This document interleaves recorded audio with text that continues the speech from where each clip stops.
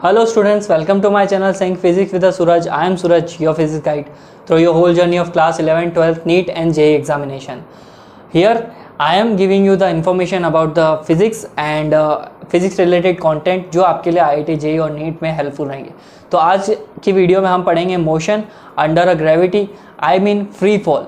ठीक है, free fall के लिए इक्वेशंस क्या होगी, हम उन इक्वेशंस को पढ़ेंगे. और सिंपल सा है, मोशन इक्वेशन अगर आपको आती है तो उन मोशन इक्वेशन में थोड़े से modification we have to do it and after that you will get the motion under the gravity. Free fall के लिए तुम्हें इक्वेशंस मिल जाएगी. तो चलिए शुरू करते हैं. तो सबसे पहले ये जानना ज़रूरी है कि फ्री फॉल क्या होता है. ठीक है, फ्री फॉल का मतलब होता है कोई भी चीज़ अगर gravity there is only one force applicable on a object तो उसको हम फ्री फॉल बोलेंगे. जैसे कि ये पेन है और मैं अगर इसको ऊपर से गिराऊँ ऐसे, तो इसके ऊपर अभी क्या फोर्स एप्लीकेबल हो रहा है, सिर्फ ग्रेविटी. आप जैसे देख सकते हैं, जैसे मैंने इसको ड्रॉप किया है तो सिर्फ ग्रेविटी.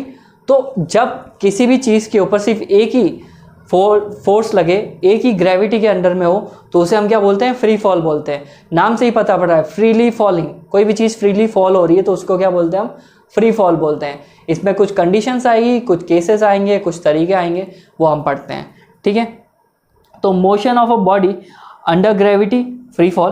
देखो फ्री फॉल क्या है, the free fall is defined as the motion of an object where gravity is the only force.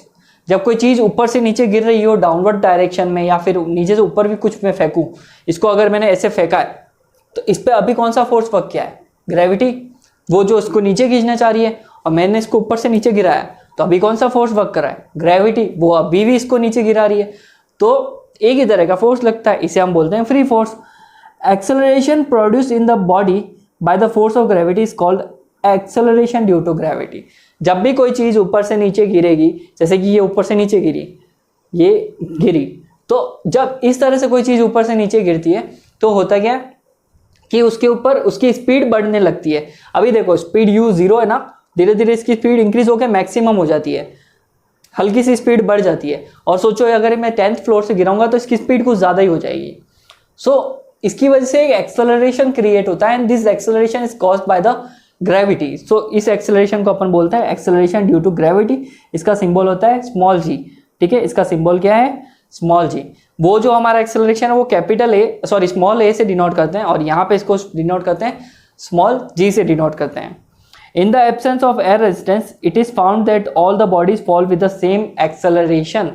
अगर देखो इस नेचर में कोई एयर रेजिस्टेंस नहीं हो, हवा नहीं हो, तो एक पेपर का टुकड़ा और एक ये पेन या एक ये टैब या फिर मैं, सारे के सारे ऑब्जेक्ट एक ही वेलोसिटी से एक ही टाइम पे नीचे की तरफ गिरेंगे if there is a no air resistance. ठीक है, कोई भी एयर रेजिस्टेंस नहीं होगा तो उसी केस में होगा. देखो मैं आपको एक समझाने के लिए एक एक्सपेरिमेंट करके बताता हूँ. If you take the this two objects example, okay wait a second. ठीक है, ऑब्वियस ही बात है इसका वेट ज़्यादा है as comparatively this orange pen. ठीक है, अगर मैं इन दोनों को नीचे गिराऊं तो दोनों साथ में गिरेंगे या अलग अलग गिरेंगे.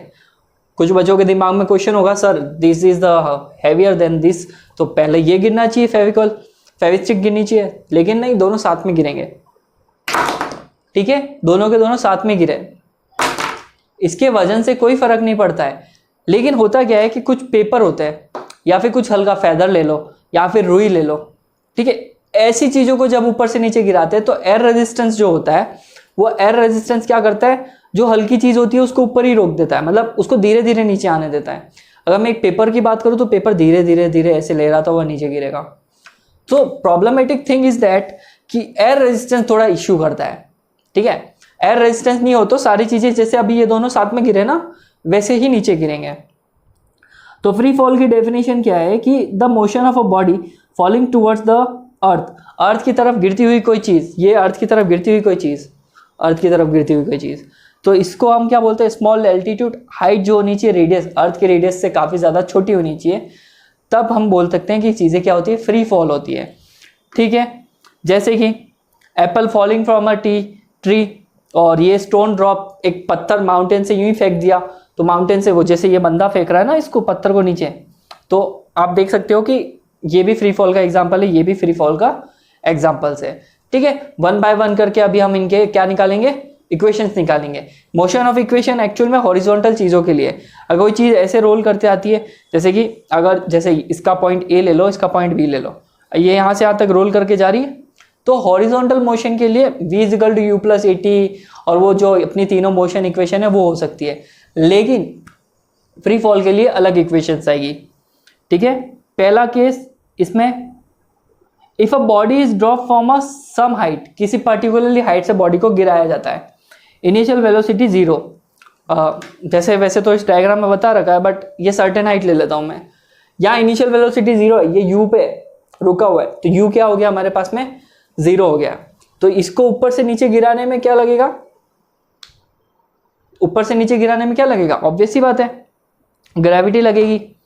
तो बॉडी जो ड्रॉप होगी कुछ हाइट से हम गिरा रहे हैं, उसके लिए क्या इक्वेशन बनेगी, देखो ये एक पर्सन है, मान लेते हो कि ये, अच्छा ठीक है काम कर लो, ये सूरज सर खड़े हैं यहाँ पे, मैं ही खड़ा हूँ, ठीक है, तो मैं जब इस चीज़ को ऊपर से नीचे गिराऊंगा तो इनिशियल केस में मेरे पास में जो फुटबॉल है उसकी वेलोसिटी क्या होगी 0, थोड़ी बाद में वो वेलोसिटी बढ़ती बढ़ती बढ़ती इंक्रीज होती हुई और वेलोसिटी सबसे एंड में क्या हो जाएगी मैक्सिमम, राइट, सबसे पहले 0 फिर ये सबसे ज़्यादा वेलोसिटी। ठीक है, इस बिल्डिंग की कुछ हाइट है h, वो यहाँ पे ले ली मैंने। ठीक है, अब अपन, और हाँ एक सबसे बढ़िया बात, एक्सेलरेशन जो है वो ग्रेविटी के साथ साथ में, ग्रेविटी नीचे पुल करती है चीज़ों को और चीज़ें नीचे गिर रही है, डाउनवर्ड में है ना, दोनों सेम डायरेक्शन में, ग्रेविटी भी नीचे, ऑब्जेक्ट भी नीचे गिर रहा है और दोनों के डायरेक्शन क्या है, दोनों के डायरेक्शन क्या है सेम है। सो g इज पॉजिटिव और u 0 है और s है हमारी जो दूरी है वही हमारी क्या है हाइट है। तो कोई भी इक्वेशन ये हो जाएगी, जैसे v is equal to u plus AT है तो v की जगह पे तो v आ गया, u की जगह पे 0 आ गया, a की जगह पे क्या आ जाएगा g और t, तो v कितना हो जाएगा gt, देखो यहाँ पे लिख रखा है। ठीक है, इस तरह से मोशन इक्वेशन हो जाएगी। फिर अगर मैं बात करूँ s is equal to u t plus half a t square, तो s u कितना है 0 है तो ये पूरी टर्म 0, a की जगह पे g आ जाएगा t square, s is equal to क्या हो गया हाफ gt स्क्वायर, ये भी यहाँ पे लिख रखा है। ऑब्वियसली हाइट की जगह पे s की जगह पे हाइट आएगी। ठीक है, और सेम सारी इक्वेशंस जो है हमारे मोशन इक्वेशन में ये वैल्यू रख के देखो आप तीनों। ठीक है, u की जगह पे 0 रखो, a की जगह पे g रखो और s की जगह पे h रखो, तो तुम्हारी इक्वेशंस इस तरह से कुछ कन्वर्ट हो जाएगी। ठीक है, अच्छा एक और कन्वर्ट करके बता देता हूँ लास्ट वाली, v square minus u square is equal to 2as होता है, राइट, तो v स्क्वायर u कितना है 0, 2 g की जगह पे क्या आ जाएगा, a की जगह पे g आ जाएगा 2gs, तो v is equal to h आ जाएगा, तो यहाँ पे हमारे पास में आ जाएगा 2gh और v कितना हो जाएगा अंडर रूट 2gh, ये भी सही है ये भी सही है। तो इस तरह से इक्वेशन क्या होगी मॉडिफाई, लेकिन केस ध्यान में रखना है when object falls from a certain height, object को ऊपर से ड्रॉप किया गया है तो उस केस में इक्वेशंस आ जाएगी हमारी। ठीक है जी, कोई इश्यू तो नहीं है आपको यहाँ तक, चलो आगे बढ़ते हैं। सेकेंड केस क्या है हमारे पास में, if a body is projectly vertically upward, अगर चीजों को ऊपर फेंका जाएगा, रुको मेरे को यहाँ पे एक पेज ऐड करने दो। ठीक है, अगर चीजों को ऊपर फेंका जाएगा, जैसे कि सॉरी इस पेन को नहीं फेंकते, काफी महंगा है ये वाला, इसको फेंकते हैं, जैसे मैंने इसको ऊपर फेंका है ऐसे ऐसे, तो जब ये ऊपर जा रही है तो होगा क्या होगा, ऑब्वियस सी बात है ग्रेविटी के अगेंस्ट काम कर रहे हैं, वो बेचारा जो भी ऑब्जेक्ट ऊपर फेंका है ग्रेविटी तो लग रही नीचे और तुम इसको क्या कर रहे हो ऊपर फेंक रहे हो, तो होगा क्या, वो ग्रेविटी के अगेंस्ट ऊपर जा रहा है, ग्रेविटी के अगेंस्ट ऊपर जाएगा तो एक्सेलरेशन जो है हमारे पास में वो भी क्या होगा नेगेटिव होगा, मतलब ग्रेविटेशनल वाला जो एक्सेलरेशन है वो नेगेटिव होगा। ठीक है, वर्टिकली डाउनवर्ड, ओ सॉरी हम अलग केस पढ़ रहे हैं और दो केस भी है यहाँ पे, मैंने यहाँ पे थोड़ा रॉन्ग पढ़ लिया इसको, द वर्टिकली डाउनवर्ड, अगर किसी चीज़ को इनिशियल वेलोसिटी से फेंका जाता है, वो जो अभी मैं बात कर रहा था ना जब चीज़ों को ऊपर फेंकते हैं, तो वो ये रहा केस, इसको देख लेते हैं। If a body is projected vertically upward, हाँ जिसकी मैं बात कर रहा था ऐसे ऐसे, तो वहाँ पे एक्सेलरेशन क्या हो जाएगा नेगेटिव, जो मैंने बात की है नेगेटिव हो जाएगी। तो आपके पास में जैसे कि ये पर्सन है, सॉरी ये तो मैं ही हूँ, सूरज सर है यहाँ पे, मैंने चीज़ को ऊपर फेंका है, तो यहाँ से जब मैं चीज़ को ऊपर फेंक रहा हूँ तो ए जो हमारे पास में आएगा माइनस का जी हो जाएगा, एस इज इक्वल टू हमारे पास में एच हो जाएगा, ठीक है। और तुमने किसी चीज़ को फेंका है तो यू यहाँ पे ज़ीरो नहीं होगा, कुछ इनिशियल वेलोसिटी होगी, थोड़ी देर बाद में वी जो होगा हमारे पास में ज़ीरो हो जाएगा, ठीक है। यहाँ पे हमारे पास में यू तो किसी वेलोसिटी से फेंका है और वी कितना हो जाएगा हमारे पास में, ज़ीरो हो जाएगा। In that case you can use a is equal to minus g, s is equal to height, u is not equal to zero और v इज इक्वल टू क्या आ जाएगा, जीरो। देखो मैं यहाँ पे इक्वेशन लिखता हूँ,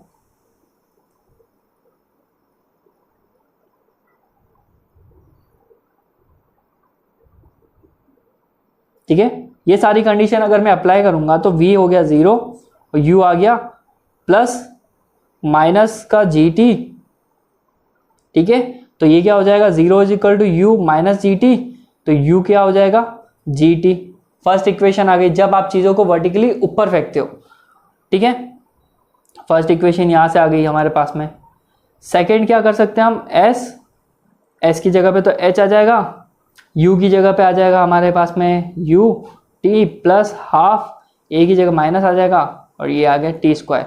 तो h is equal to u t, देखो plus minus minus half g t square, equation convert हो गई। और लास्ट वाली क्या हो जाएगी, v square, sorry v square तो जीरो, तो जीरो का square minus u square two minus g h, ठीक है। तो यहाँ से आ जाएगा माइनस का u square is equal to minus का टू जी एच और you square is equal to two g h, ठीक है। तो हमारे पास में तीन इक्वेशंस आ गई वापस, और ये तीनों इक्वेशन का एक तो ये वाली हो गई, एक दिस वन, और एक हमारे पास में हो जाएगी ये किस केस में, जब हम चीज़ों को वर्टिकली अपवर्ड फेंकते हैं, ऊपर किसी डायरेक्शन से ऊपर की तरफ फेंकते हैं, तो ये हमारे पास में आ जाएगा यू स्क्वायर, ठीक है। तो बस यही समझाना चाहता था। और ये जो मैं पॉइंट गलत बता दिया, ये वाला पॉइंट क्या है, if a body is vertically downward with some initial velocity, मैंने किसी चीज को इनिशियल वेलोसिटी से फेंका है, मतलब देखो ड्रॉप करने में वेलोसिटी जीरो है, लेकिन जब मैं फेंक रहा हूं तो मैं कुछ वेलोसिटी क्रिएट कर रहा हूं, मैं इसको फेंक रहा हूं तो कुछ वेलोसिटी क्रिएट कर रहा हूं, तो इनिशियल वेलोसिटी यहाँ पे है।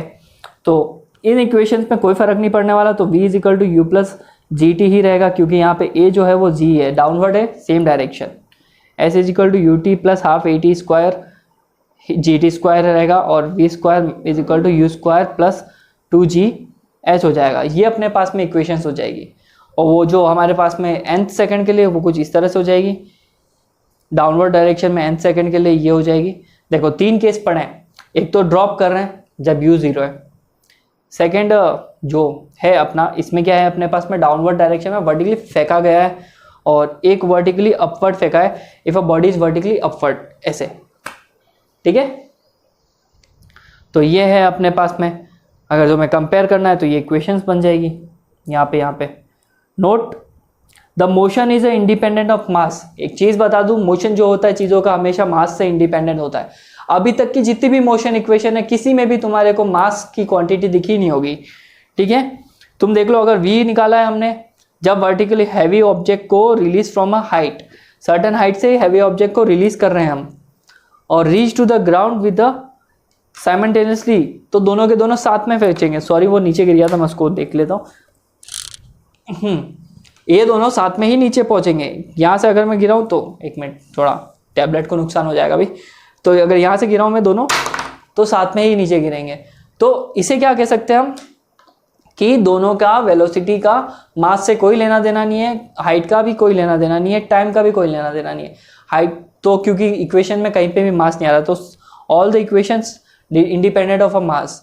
अगर मैं एक बिल्डिंग से गिरता हूँ और एक क्या कह सकते हैं 2 किलोग्राम का कुछ भी सामान नीचे गिरता है, तो हम दोनों साथ में ही नीचे पहुंचेंगे, ठीक है। इसीलिए सारी चीज़ें क्या होती है, एक साथ नीचे गिरती है। हाँ, एयर रेजिस्टेंस थोड़ा एप्लीकेबल हो जाता है चीज़ों पे, तो वो थोड़ा इशू करता है हमारे को, ठीक है। कहाँ गया, अभी हम पढ़ेंगे कुछ इंपॉर्टेंट पॉइंट्स है वो तुम्हें ध्यान में रखने हैं। जैसे कि in the case of motion under gravity time taken to go up is equal to the time taken to the fall down through the same distance. किसी भी चीज़ को ऊपर जाने में जितना टाइम लगेगा उतना ही टाइम उसे वापस नीचे आने में भी लगेगा। अगर तुम इसका एक्सपेरिमेंट करना चाहो तो तुम्हारे रूम में अगर कोई ऑब्जेक्ट पड़ा है, अभी तुम उसको अगर ऐसे उछाल के देखो हवा में, जितना वो ऊपर जाने में टाइम लगेगा, जैसे ये गया उतने में वापस भी आ गया, तो टाइम इज़ ऑलवेज इक्वल। जितना एसेंट का है उतना डिसेंट का भी टाइम रहेगा। तो यहाँ पे दोनों टाइम इक्वल रहेंगे। तो time of ascent is equal to time of descent. ऊपर गई वो चीज़ वापस उसी स्पीड से नीचे आएगी तो उतना ही टाइम लगेगा। तो both time t1 is equal to t2, t1 is equal to t2 equal to u upon g। तो हमारे पास में ये आ गया। टोटल टाइम ऑफ फ्लाइट क्या हो जाएगा, दोनों टाइम को ऐड कर लो, t1 t2 is equal to दोनों ऐड करें, ठीक है, u upon g, u upon g, 2u upon g हो जाएगा। ये हो गया अपने पास में 2u अपॉन जी। तो it is a total time. तुमने चीज़ को अगर ऊपर फेंका है तो जितना t1 ऊपर गया t2 भी नीचे आने में उतना ही टाइम लगाएगा, ठीक है। If a body is thrown vertically upward, if air resistance is to be taken into account and then the time ascent is less than the time of descent. अगर अपन किसी चीज़ को ऊपर फेंकते हैं और ऊपर फेंकने के बाद वो जब चीज़ नीचे आ रही है, तो अगर हम उस पर एयर रेजिस्टेंस को काउंट करते हैं, then air resistance is like उसको नीचे आने से रोकेगा। मैंने इसको ऊपर फेंका है और नीचे आया है तो टाइम तो इक्वल लग रहा है, बट अगर मैं एयर रेजिस्टेंस को यहाँ पे काउंट करता हूँ कि एयर रेजिस्टेंस है, तो इसका मतलब एयर रेजिस्टेंस उस चीज़ को नीचे आने से रोकेगा। तो यहाँ पे एक चीज़ तो है कि भाई जो अपना असेंडिंग डिसेंडिंग टाइम है वो ज़्यादा हो जाएगा असेंडिंग टाइम से। तो t2 is greater than t1 क्योंकि अब एयर रेजिस्टेंस उसको स्लो डाउन कर रहा है, ठीक है। We know that u is equal to gt होता है। अब जब वो नीचे आ रहा है तो उसके पास g एक्सेलरेशन और ग्रेविटेशनल एक्सेलरेशन दोनों होंगे। तो यहाँ से हो गया u is equal to g plus a और t1। तो ये पूरी टर्म क्या आ जाएगी, इसके नीचे आ जाएगी डिनोमिनेटर में u के। तो यहाँ से हमारे पास में u कितना आ जाएगा, सॉरी टाइम t1 कितना आ जाएगा, u upon g plus a। This is the time of accent. तुम्हें अगर टाइम ऑफ एसेंट निकालना है तो मैंने अगर चीज़ को ऊपर फेंका है तो उसका जो टाइम है वो निकालने का ये फॉर्मूला है। और you know that u square is equal to 2gh होता है। ये सारे अभी हम डिराइव करके आए हैं। तो h is equal to u square upon 2g हो जाएगा। 2g को डिनोमिनेटर में भेज दिया और g की जगह पे हम क्या रख सकते हैं, a प्लस जी, दोनों जब चीज़ें डाउनवर्ड हो रही हो, ठीक है। तो कुछ इस तरह से इक्वेशन बन सकती है। Note, where g is accelerating due to the gravity and the acceleration retardation by the air resistance, and for the upward motion both will work vertically downward, ठीक है। जब किसी चीज़ को ऊपर फेंक रहे हैं अपन, ठीक है, यहाँ पे क्लियरली लिखा है g acceleration due to gravity और a एक्सेलरेशन रिटार्डेशन, दोनों के दोनों एयर रेजिस्टेंस की वजह से। तो जब चीज़ नीचे आ रही है और एयर रेजिस्टेंस भी नीचे है, एक्सेलरेशन भी नीचे है, g भी नीचे है, तो दोनों का डायरेक्शन क्या होगा, वर्टिकली डाउनवर्ड होगा, ठीक है। और अगर हम किसी चीज़ को ऊपर फेंकते हैं, for the downward motion a and g will work in the opposite direction because the a always works in the direction opposite to the motion, ठीक है। जब एयर रेजिस्टेंस को काउंट में लेंगे तो ये दोनों एक दूसरे के अपोजिट आएंगे, ठीक है।